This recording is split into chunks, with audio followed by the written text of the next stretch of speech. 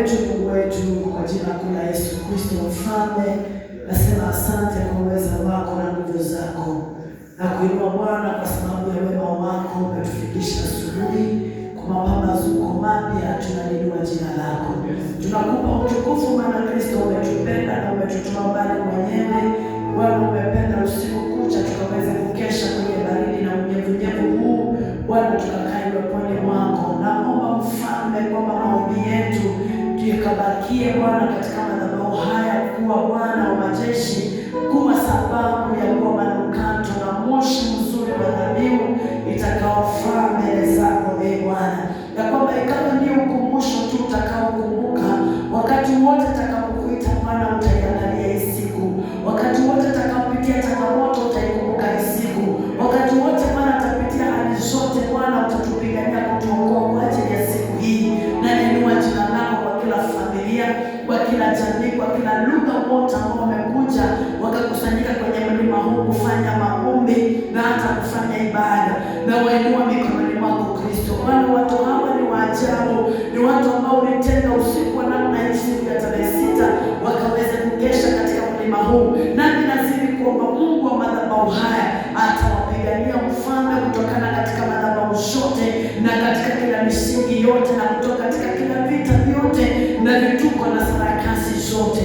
Na waombea kwamba Bwana unapowainua hawa utawainua na wengine, maana wataona kitu ndani yao na watakitamani kila ambacho nakifanya kwa sababu ya maisha yao.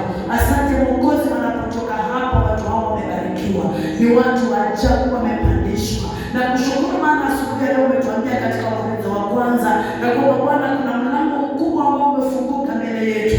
Ninawaombea kwamba kila mmoja akawe na uwezo wa kuingia, nawaombea kila mmoja akawe na uwezo wa kuona, nawaombea kila mmoja akawe na uwezo wa kufikia, nawaombea kila mmoja akawe na uwezo wa kuchukua kile kilicho ndani katika mlango ambao ulifungwa kwa muda mrefu usizae matunda.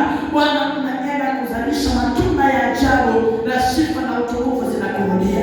Asante Mwokozi, maana kila shughuli zote tumebarikiwa tukiwa chini ya uwepo wako.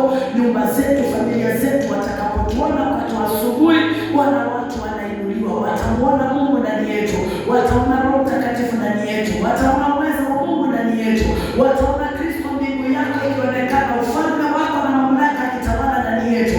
Jina lako likapewe sifa, maana umetuponya, umetuepusha, upewe utukufu kwa kila chombo ambacho umetumia.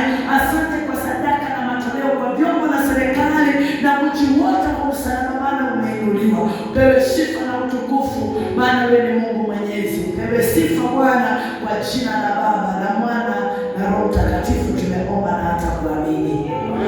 Sema amen. Haleluya. Kesha yetu itakuwa mwezi wa 4 tarehe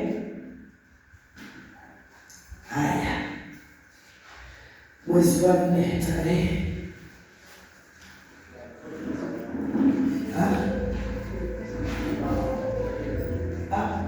mtu anaongea ama anapita kwa njia. Mwezi wa 4 wiki ya kwanza itakuwa tarehe ngapi? Tarehe 3. Tarehe 3 ama 3? Tarehe 3. Kwa hivyo mwezi wa 4 tarehe 3 tutakusanyika vile ambavyo tumekusanyika leo, na tutakuwa tunafanya maombi yetu tena, na tunaomba Mungu aliyetuwezesha leo atusaidie ya kwamba tukaweze kufika hiyo wakati tena. Mimi na imani kwamba maombi ambayo nimeomba kuna mahali yananipeleka, kuna mahali Mungu amenipandisha. Kama alikuwa amenishukisha, nimeshapanda tena, nimeanza safari. Amina. Kwa hivyo ninaamini kwamba hata wewe umeshaingia hilo gari na tuko pamoja, kwamba Mungu atusaidie tarehe 3 mwezi wa 4 tuweze kufanya kesha namna hii. Pengine hapa katikati kama itakuwepo itakuwa viongozi tu, lakini sisi wengine wote tutakutana hiyo tarehe 3. Haleluya. Lakini ibada zetu za kawaida ya kila Friday na mimi zipo, na tutatangaziwa na tutafanikiwa kwa kila jambo. Mungu awabariki sana, Mungu awatende mema, Mungu awatetee, Mungu awapiganie, Mungu awafanikishe, Mungu awape raha, Mungu afungue milango, mkajisikie kwa kila ambacho umekifanya usiku wa leo kiwe cha kwenu kwa jina la Yesu Kristo. Haleluya. Amen. Kuna mtu anajisikia kusalimia tu, akiwa na mara